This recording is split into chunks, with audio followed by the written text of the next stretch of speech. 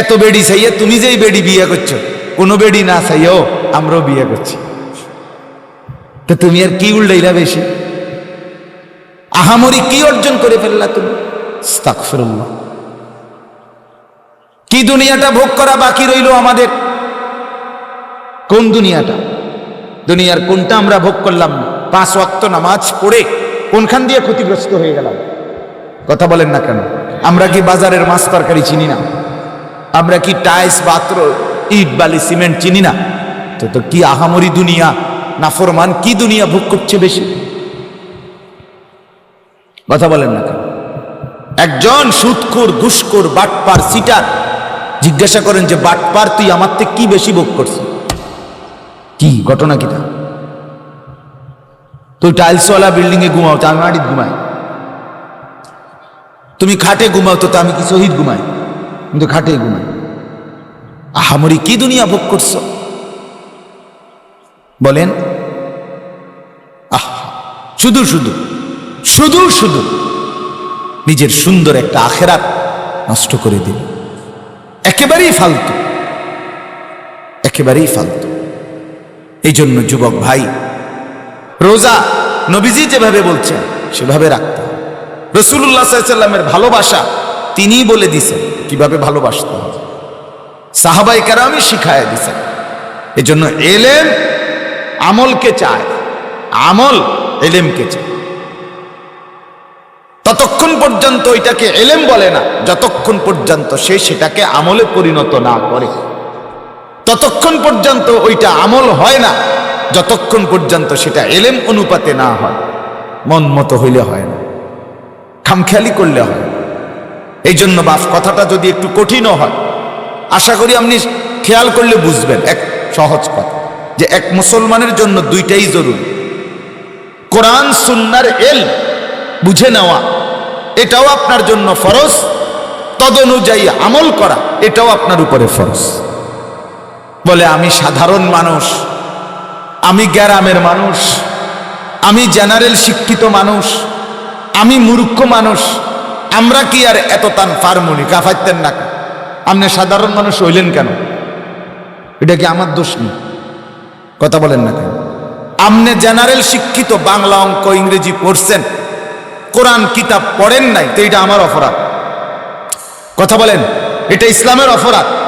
তো তাহলে আপনি শিখলেন না কেন? এটা আপনার সমস্যা, এটা তো আপনার ত্রুটি, আপনার খামখেয়ালি এটা। আপনি মূর্খ মানুষ কেন? আপনি মূর্খ কেন? আপনি মূর্খ, আপনি দুনিয়া সব খাইতেন আছেন, আপনি মূর্খ রইলেন কেন? আপনি যে দুনিয়া খাইয়া থুবাই লইতেন আছেন। কথা বলেন না কেন? আপনি যেহেতু মূর্খ, তো আপনি গোস্ত দিয়ে ভাত খান কেন? আপনি তো সবসময় সবজি না খেলেন। কথা বলেন না কেন? আপনি পড়ালেখা নাই, আবার গোস্ত লন মিয়া, আপনি শরম লাগে না মিয়া? তখন আপনি কি কইবেন? ওমা কি তো পায় হুজুর, পড়ছি না বুঝি, আল্লাহ বুঝি ঢুকা গোস্ত খেতে থাকতাম, এটা কথারই কইলেন। তো এটার বেলায় আপনি বুঝলেন বালা, এটা দিয়ে মাশাআল্লাহ বালা বুঝলেন।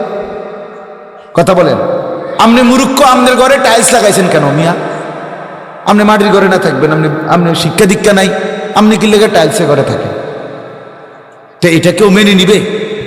এ কথাটা কেউ মেনে নিবে নি? না। কি হোক না, পড়ালেখা না করলে কি? আমার ফুট বিদেশ, আমি বিল্ডিং করতাম না?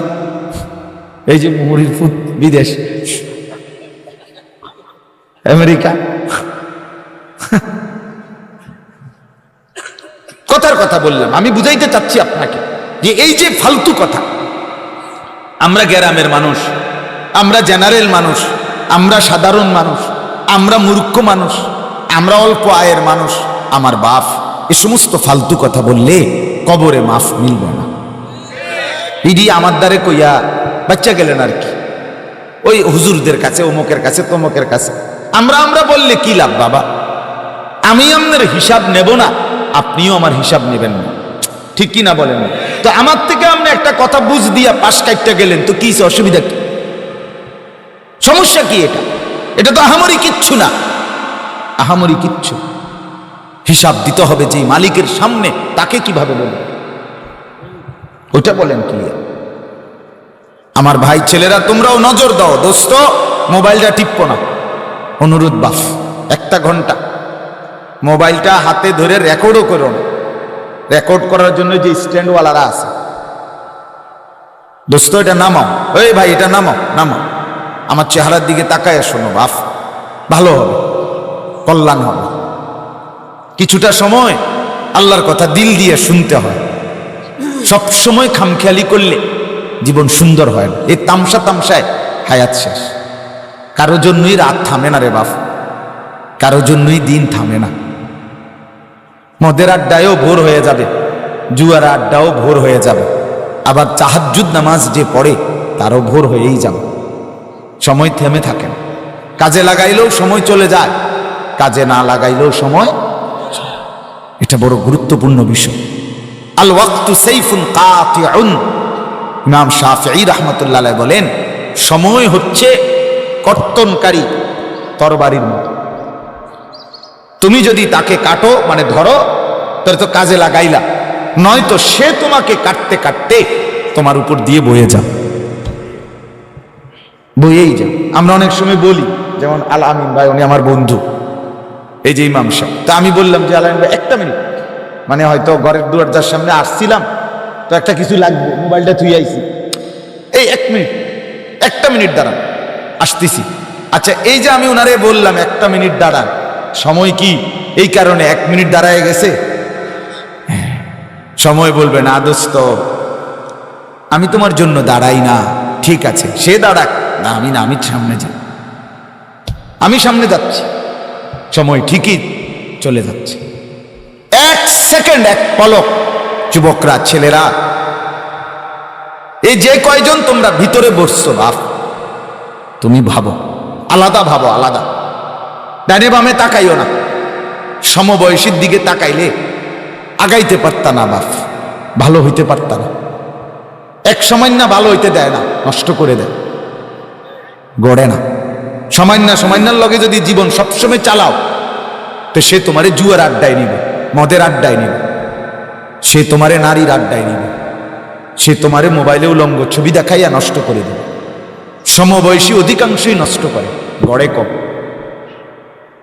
এটা গুরুত্বপূর্ণ। পৃথিবীতে কেউ যদি বড় হইতে হয়, তাকে তার চাইতে বড়, উপযুক্ত, যোগ্য, দিনদার, মুত্তাকি, নেককার, সৎ চরিত্রবান, উত্তম আখলাকওয়ালা কাউকে অনুসরণ করতে হয়। সিটার বাটপারের লগে থাইক্কা আগাইতে পারতা না। 24 ঘন্টা যে ছেলেটার মাথা শুধু নারীর চিন্তা ঘোরে, এই অসভ্য অপদার্থরে দিয়া দুনিয়ার কিছুও হবে না, আখিরাতের কিছু হবে। হ্যাঁ, তেমন কিছু মিলবে না।